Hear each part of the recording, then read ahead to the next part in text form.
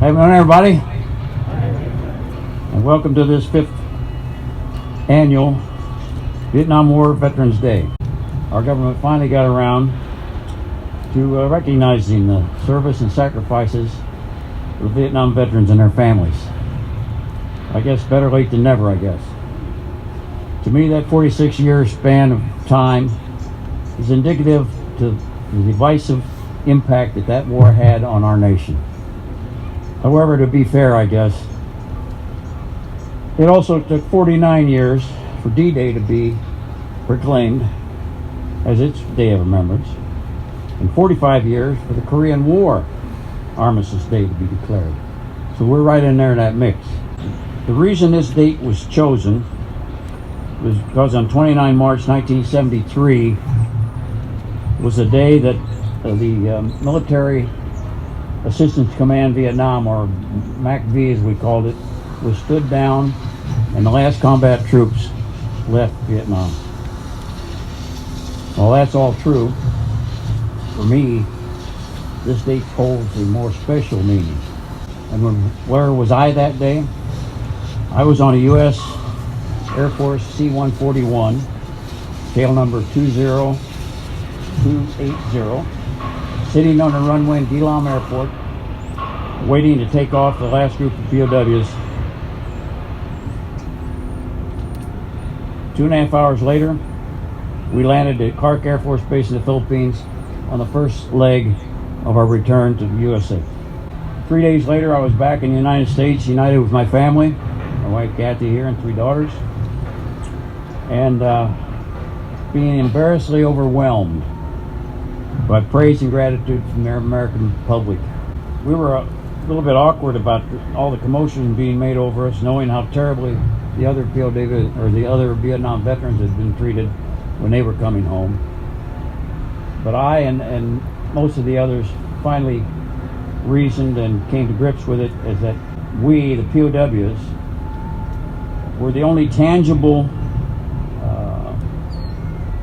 victory that the American people could see out of 10 years of war. Hey, we got our POWs back.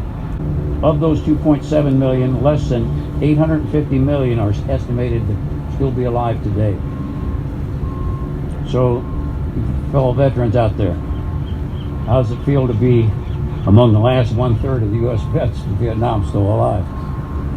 We hit the lotto, didn't we? Myself, though, personally, I'm starting to wonder when my used by date is coming up. To me, it's heartening now to see that the Iraq and Afghan war veterans are not being treated the same way that the Vietnam veterans were treated. And thank God we learned that from our war and treated those in the wars after us the way they should be. But what about all the other Vietnam veterans who sacrificed, served honorably, faithfully in obscurity? They were shortchanged in receiving the gratitude that they deserve.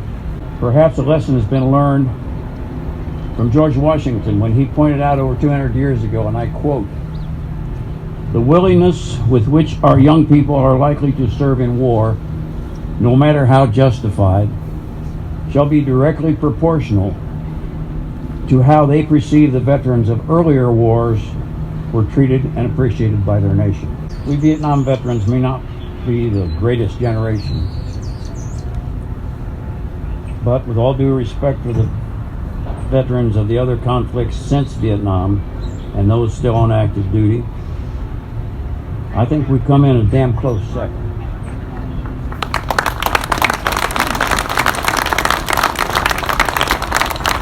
It was a winnable war, much to the common theme that people say, oh, we never won it.